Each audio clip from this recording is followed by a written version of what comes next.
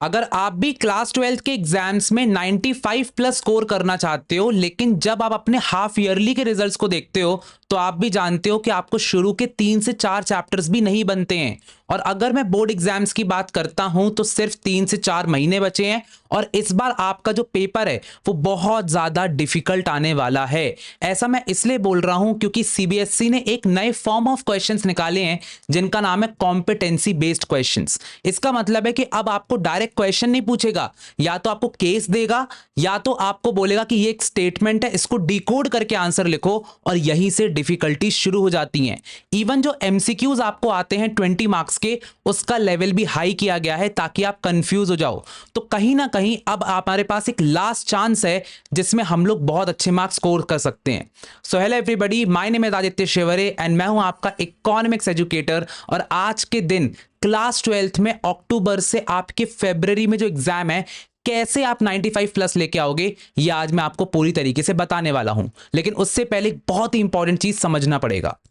अब तुम्हारे दिमाग में ना हमेशा एक ही चीज चलती रहती है कि भैया मेरे मार्क्स आते क्यों नहीं है, क्योंकि तुम पढ़ाई करने बैठते थे हो लेकिन जब रिजल्ट आता है तो फिर अच्छे मार्क्स नहीं आते हैं। और अब यहां पर अगर आप देखोगे अक्टूबर से फरवरी तक बहुत ही कम टाइम है, क्योंकि इसमें हमको बहुत सारी चीजें करना है और यहां पर 95 प्लस भी चाहिए अपने बोर्ड्स में। लेकिन जो हमारी 3 सबसे बड़ी प्रॉब्लम है, इसको सबसे पहले समझ लो।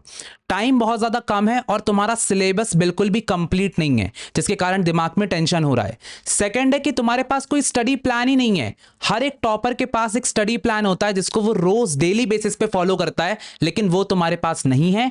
और थर्ड चीज है कि तुम्हें आज भी लगता है कि ज्यादा पढ़ने से ज्यादा मार्क्स आते हैं, पर मेरे खुद यार 92% आए थे बोर्ड्स में। मैंने भी यहां पर बहुत ज्यादा पढ़ाई नहीं करी थी, लेकिन जो सिलेक्टिव स्टडी करी थी ना, उससे मेरे बहुत अच्छे मार्क्स आए थे। तो आपकी तरह मेरे बहुत सारे स्टूडेंट्स रहे हैं बोर्ड्स 25 में, जिनके लिए मैंने पेपर को लीक भी किया था और इनको मैंने एक सीक्रेट प्लान दिया था जिसका नाम है भैया इकोनॉमिक्स का मास्टर प्लान, जिसमें ये जो मैंने 3 प्रॉब्लम्स तुम्हें बताई है ना, ये सारी की सारी तुम्हारी सॉल्व हो जाएंगी और तुम आराम से 95 प्लस लेकर के आ सकते हो। पिछली बार मेरे जो स्टूडेंट्स थे उनने इकोनॉमिक्स में 100 आउट ऑफ 100 यहां पर लेकर के आए थे, बिजनेस स्टडीज में भी 100 आउट ऑफ 100 लेकर आए थे और अकाउंट्स में मेरे हिसाब से 99 लेकर के आए थे। तो भैया अगर तुम भैया पे बिलीव करते हो और लिटरली नंबर लेकर के आना चाहते हो तो एक बार जल्दी से कमेंट सेक्शन में पुट डाउन कर दो, यस भैया 95%। मेरा टारगेट क्या है? 95% है। चलिए जरा, तो सबसे पहली चीज पर चलते हैं। सबसे बड़ी प्रॉब्लम जो हमारी आ जाती है दैट इज कि हमारा सिलेबस बिल्कुल ही इनकम्प्लीट है और हमको समझ में नहीं आ रहा है कि भैया डायरेक्शन क्या है, कहां पर मुझे आज से जाना है। देखो यार, अगर मैं इकोनॉमिक्स की बात करता हूं ना, सो यहां पर सबसे पहली बात तुम्हारा जो है ना, थोड़ा बहुत मैक्रो के तुमने चैप्टर कर लिए होंगे, मनी एंड बैंकिंग वाले, ठीक है। उसके बाद फिर तुम्हारा इंडियन इकोनॉमी ज्यादा तुमने टच आउट तो किया ही नहीं होगा, तुमने कहा होगा भैया इससे डर लगता है, इसको छोड़ देता हूं, ठीक है। आगे बढ़ते हैं। और अब कंफ्यूजन तुम्हारा हो चुका है। देखो मैं तुम्हें एक बहुत ही सिंपल स्ट्रैटेजी बताता हूं। यहां पर एक 60-30-10 रूल है, यानी कि तुम्हें मैंने बोला ना हर जगह फोकस नहीं करना है, तुम्हें सिर्फ एक चीज पर फोकस करना है कि तुम्हें मैक्रो को बहुत अच्छे से करना है। क्योंकि देखो यार, ये जो मैक्रो के कॉन्सेप्ट्स है ना, यहीं से क्या बनने वाला है बेटा, यहां से ध्यान देना, यहीं से तुम्हारे ऐसे क्वेश्चंस बनेंगे जो कि तुम्हें कंफ्यूज कर देंगे। तो अगर तुम्हें कॉन्सेप्ट आता है कि एडी क्या होता है, एएस क्या होता है, जब ये दोनों इक्वल होते हैं तो इक्विलिब्रियम कैसे होता है, जब इक्विलिब्रियम में एडी ज्यादा होता है तो क्या करते हैं, या फिर अगर मैं मनी एंड बैंकिंग की बात करता हूं तो सेंट्रल बैंक कैसे क्रेडिट को क्रिएट करता है, ये सारी की सारी चीजें, कॉमर्शियल बैंक्स कैसे करता है, ये सारी की सारी चीजें तुम्हें कॉन्सेप्ट समझना पड़ेगा। लेकिन सवाल आता है कि भैया कॉन्सेप्ट को समझे कैसे। तो देखो यार, सबसे पहली बात, आप YouTube पर जाओ, आप चाहो तो मेरी वीडियोस रेफर कर सकते हो। मैं यहां पर अभी नई वीडियोस भी बनाने वाला हूं, हमारा बैच भी आने वाला है, ठीक है, तो उसके लिए रेडी रहना। तो 1 शॉट वीडियो आप मेरी देखोगे और YouTube में देखने के बाद आप जो है मेरे से नोट्स भी ले लोगे, मैं आपको नोट्स भी दे दूंगा। और इसी के साथ साथ मैं आपको यहां पर बोलूंगा कि अगर आपके पास कोई भी संदीप गर्ग है, अगर आपके पास गाइड है, पूनम गांधी है, या फिर नॉर्मल एनसीईआरटी भी है ना, आप उसको एक बार रीड करना शुरू कर दो। तो ये 3 लेवल का प्रोसेस होता है। सबसे पहले आप 1 शॉट देखते हो, उसके बाद अपने नोट्स को रेफर करते हो और फिर एनसीईआरटी की एक बार लाइन बाय लाइन रीडिंग मार लेते हो। अगर आपने ये चीज किया तो मैं आपको बताना चाहता हूं, अगर आपके इकोनॉमिक्स में 100 आउट ऑफ 100 यहां पर आ सकते हैं। थर्ड चीज हो जाती है भाई साहब कि यहाँ पर 30% फोकस आपको रखना इंडियन इको पर, क्योंकि देखो यार इंडियन इको रटने वाली चीज है, मैं तुम्हें पहले बताता हूँ, बहुत कम समझना होता है, रटना ज्यादा होता है। तो यहाँ पर आपको सिर्फ और सिर्फ एक चीज चाहिए है और वो है एनसीईआरटी। तो बेटा अगर आपको एनसीईआरटी डिकोड करनी है तो आप क्या भैया पूरी एनसीईआरटी डिकोड करेंगे अपने वन शॉट लेसन्स में, तो आपको उसमें आना है और मेरे साथ पूरी एनसीईआरटी करना है। नेक्स्ट चीज हो जाती है आपको छोटी मोटी चीजों पर ध्यान रखना है, जैसे कि डायग्राम्स हो गए, कुछ केस बेस्ड क्वेश्चंस हो गए, ये सब आपको सैंपल पेपर्स में मिल जाएंगे जो आपके पुराने हैं। प्लस आदित्य भैया अपनी मोस्ट एक्सपेक्टेड क्वेश्चंस वाली सीरीज लेकर के आएंगे जिस पर आपको सारे क्वेश्चंस भी सॉल्व करा देंगे, यानी कि खेल खत्म तुम्हारा आदित्य भैया कराएंगे, तो टेंशन लेने की बिल्कुल जरूरत नहीं है। तो मैक्रो से स्टार्ट करो, कॉन्सेप्ट क्लैरिटी करो और उसके बाद फिर आईडी को सॉल्व कर लो। ये सबसे पहला चीज, सबसे इंपॉर्टेंट चीज यहां पर हो जाती है। अगर तुम्हें दिख रहा हो तो दिख रहा है ना आराम से। चलिए आगे बढ़ते हैं, अब नेक्स्ट बार चलते हैं अपना। तो नेक्स्ट प्रॉब्लम आती है कि तुम्हारे नोट्स नहीं बने हैं और तुम्हें हमेशा लगता है कि यार भैया हर टॉपर एक नोट्स बनाता, पर मेरे पास तो कोई नोट्स ही नहीं है। आइए जरा इसकी प्रॉब्लम भी सही करा देते हैं। तो देखो सबसे पहली बात तुम्हारी प्रॉब्लम यह है कि तुम ना सबसे पहली बात टेलीग्राम ग्रुप पे जाते हो, वहां पर उन सर के नोट्स ले लिए, फिर यूट्यूब से कुछ नोट्स उठा लिए, उसके बाद फिर कुछ थोड़ा बहुत अपनी हैंड राइटिंग में लिखे हैं गंदे से नोट्स। तो इससे क्या होता है ना, तुम्हारी बहुत ज्यादा प्रॉब्लम यहां पर हो जाती है और यहां पर ना तुमको समझ में नहीं आता कि एंड मोमेंट पर मैं पढ़ूं कैसे। सो अब यहां पर सबसे पहली बात तुम्हें एक फाइनल रिवीजन नोटबुक बनानी है।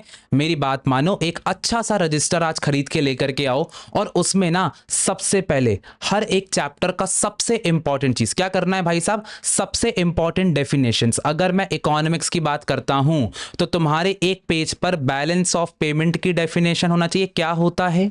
उसके बाद फिर उसके शॉर्ट नोट्स होना चाहिए कि अच्छा बैलेंस ऑफ पेमेंट के अंडर में एक बैलेंस ऑफ ट्रेड भी आता है, इसके अंदर डेबिट कॉलम होता है, क्रेडिट कॉलम होता है, कैपिटल अकाउंट, करंट अकाउंट, ऐसे करके माइंड मैप फॉर्म पर तुमको बनाना पड़ेगा अपने शॉर्ट नोट्स खुद से। और ऐसा नहीं है एनसीईआरटी या फिर किसी के नोट्स को कॉपी पेस्ट कर रहे हो, जो दिमाग में घुस रहा है उसको शॉर्टर फॉर्म में लिखना है। That is only the best notes you can make. Side में डायग्राम्स बनाओ, अगर एडीएस का डायग्राम है तो तुमसे बनना चाहिए कि ये देखो जरा एडी ऐसा जाता है, इन्वेस्टमेंट ऐसा जाता है, कंजम्पशन भी ऐसा जाता है। तो ये जब तुमने डायग्राम बनाया खुद से तो तुम्हें समझ में आया कि अच्छा यहां पर जो चीज होती है वो ऑटोनॉमस कंजम्पशन होती है। तो ऐसे करके तुम्हें समझ में आ रही है चीजें। तो तुम जब नोट्स बना रहे हो तो तुम्हारी पढ़ाई हो रही है, नोट्स बनाते हुए तुम्हारी पढ़ाई हो रही है। सो यहां पर तुमने सारे की टर्म्स को एक जगह रख लिया। ये बहुत ही अच्छे से बनाना, क्योंकि जब एग्जाम आएगा तो तुम इसी को रेफर करोगे और उसके बाद फिर यहीं से तुम्हारा रिवीजन स्टार्ट भी हो जाएगा। तो तुम्हारा नोट्स भी बन जाएगा, रिवीजन भी हो रहा है, तुम्हें याद भी हो रहा है, तीनों चीजें एक ही कॉपी में हो जाएंगी। तो सेकंड प्रॉब्लम भी सॉल्व हो जाती है। अब जो तीसरी प्रॉब्लम आती है ना, ये थोड़ी सी डिफिकल्ट है भाई, ये सबको है और ये ना जाने बिजनेस स्टडीज और इकोनॉमिक्स में आपका बहुत सारा जो है मार्क्स को हटा देगी। क्या करना पड़ता है भैया, देखो जरा, सबसे बड़ी बात है कि आपको याद ही नहीं रहता है। और ये मेरे टाइम में मेरी भी एक बहुत बड़ी प्रॉब्लम थी, मैं बहुत जल्दी इंडियन इकोनॉमी को भूल जाता था और यहां पर रिटेंशन भी वीक था, तो मुझे बार बार रिवाइज करना पड़ता था और मुझे लगता था मुझसे तो आता ही नहीं है। लेकिन अब यहां पर क्या होता है मैं आपको बताता हूं। देखो सबसे पहले आपको ना एक मेथड का यूज करना पड़ेगा जिसको मैं active recall and spaced revision method बोलता हूं। अब भैया इसका मतलब क्या होता है, देखो सबसे पहले अपन को एक दिन अपन ने पढ़ा, ठीक है, सबसे पहले अपन ने क्विकली पढ़ लिया कि आज के दिन की इंडियन इकोनॉमी में सबसे पहले आपका चार सबसे बड़ी प्रॉब्लम थी। एक था भैया लैंड सेटलमेंट सिस्टम, एक था कमर्शियलाइजेशन ऑफ एग्रीकल्चर, थर्ड था आपका कि लो प्रोडक्टिविटी थी, है ना। तो ये तीन चार प्रॉब्लम्स थी। तो यहां पर अपन ने इसको याद कर लिया, सबसे पहले पढ़ लिया कि अच्छा क्या होता है, ये होता वो होता है। सेकंड डे अपन ने इसको क्विकली रिवाइज किया। अब सेकंड डे जब अपन ने इसको रिवाइज कर लिया रात को 10 मिनट, उसके बाद फिर चौथे दिन अपन को अगेन एक एमसीक्यू या फिर टेस्ट लगा देना है उसके ऊपर। जैसे ही तुम एक टेस्ट सॉल्व करोगे तुमको वहां पर समझ में आ जाएगा कि अच्छा ये तो मैंने पढ़ा था, अरे ये तो मैंने पढ़ा था भैया, मजा आ गया। तो ये एक्टिव रिकॉल हो जाएगा, ठीक है। इसके अलावा तुम खुद के कुछ फ्लैश कार्ड्स बना सकते हो। दीवार तुम्हारी खाली होगी घर पे, दीवार पर सारी डेट्स को लिखो और लगा दो कि अच्छा हाँ ये चीज इसमें आई थी, 1969 में एमआरटीपी एक्ट आया था। इसके अलावा कुछ और चाइना, इंडिया चाइना पाकिस्तान वाला चैप्टर है, उसकी कुछ डेट्स तुम यहां पर लगा सकते हो, कब उनको इंडिपेंडेंस था, फर्स्ट फाइनेंस कमीशन 1950 में बना था। ये सारी चीजें तुम अपनी दीवार पे लगा सकते हो। मैंने भी बहुत सारी लगाई थी, दीवार भर गई थी मेरी, समझ में आ रहा है। सो ये चीज तुम कर सकते हो। स्मॉल स्टिकी नोट्स लगा सकते हो, बहुत बढ़िया है। अच्छा ये देखो जरा, वॉल पर चिपकाओ, इसलिए मैंने लिख दिया है। तो यहाँ पर डेली देखोगे तो याद रहेगी, मेमोरी स्ट्रांग हो जाएगी। और यहाँ पर रिपीट करो, रिपीट रिपीट करो, रिपीट करो, अपने दोस्तों को बताने लग जाओ कि तेरे को पता है फाइनल जो अपना प्लानिंग कमीशन था वो 1950 में सेटअप हुआ था, फर्स्ट 5 ईयर प्लान 1951 में आया था, मम्मी को जाके बता दूं। इससे तुम्हें इतनी जल्दी याद होगा ना, ऐसा लगेगा कि हाँ यार ये तो मैंने उसको बताया था, मेरे को याद है।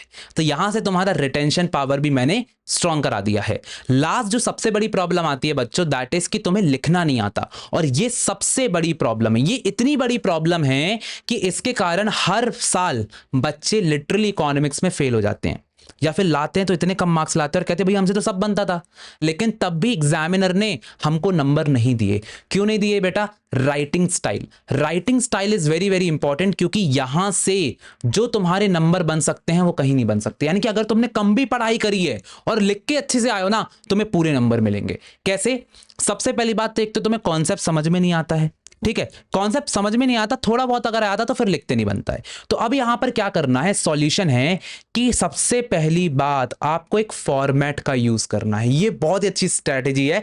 4 स्टेप में अपने आंसर को लिखा करो। सबसे पहले अगर तुम्हारे सामने आता है कि व्हाट इज एग्रीगेट डिमांड, या फिर चलो इससे इजी एग्जांपल लेता हूं, व्हाट इज मनी।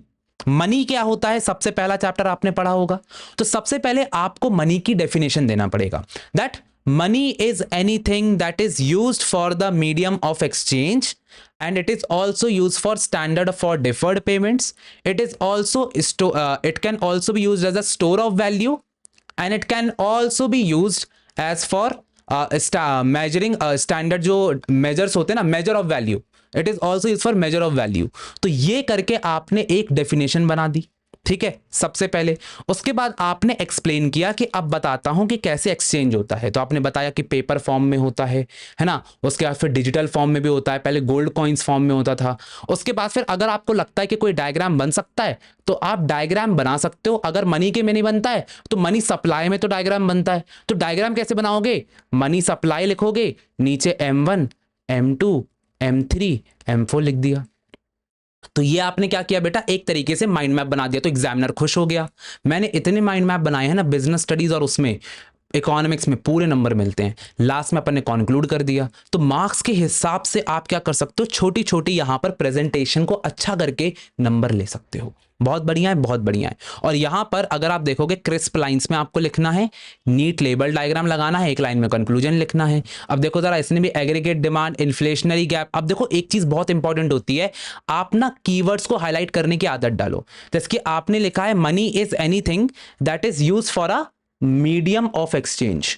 ये एक इंपॉर्टेंट वर्ड है, तो मैं इसको हाईलाइट करूंगा। कैसे हाईलाइट करूंगा? इसके नीचे पेंसिल लूंगा और पेंसिल से यहां पर एक ऐसी लाइन मार दी, एक ऐसी लाइन मार दी, तो इससे एग्जामिनर को हाईलाइट लग जाएगा। ठीक है, बहुत बढ़िया है। ऐसे करके आप आराम से बहुत अच्छे मार्क्स स्कोर कर सकते हो।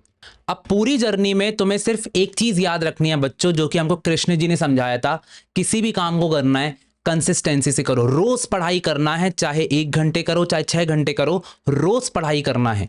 और सेकंड चीज है, अपने अंदर कॉन्फिडेंस लेकर के आना है। अब हम वो स्टूडेंट्स नहीं रहे हैं, हमारी इमेज जो है अपने अंदर हमको चेंज करना है। हम सोचते हैं कि यार बस इस एग्जाम में पास हो जाऊं, वो नहीं करना है, हमको एग्जाम को जीतना है। और जीतने के लिए मैनिफेस्टेशन आज से करना पड़ेगा। यहां पर अपने सबकॉन्शियस माइंड को बताना पड़ेगा कि हाँ मैं 95 प्लस स्कोर करने के लिए जा रहा हूं। तो यहां पर सारे बच्चे कमेंट सेक्शन पे डालेंगे टारगेट 95 प्लस, ताकि हर एक सब्जेक्ट में तुम 95 प्लस लेकर के आओ। साथ ही साथ यार अगर वीडियो पसंद आ रही हो तो वीडियो को लाइक कर देना और शेयर करना अपने सारे क्लास 12 वाले दोस्तों के साथ, क्योंकि आदित्य भैया यहां पर आए हैं तुम्हें 95 प्लस स्कोर कराने के लिए। तो चलिए गाइस, इसी के साथ वीडियो पसंद आ रही हो तो ऐसी और वीडियोस मैं आपके लिए लेके आता रहूंगा। थैंक यू सो मच, मिलते हैं अपनी नेक्स्ट वीडियो में, तब तक के लिए ऑल द बेस्ट, शुक्रिया, धन्यवाद एंड अपना ख्याल रखो। एंड दिवाली के बाद से लग जाएंगे अपन साथ में सारे के सारे कॉन्सेप्ट्स को क्लियर करने में।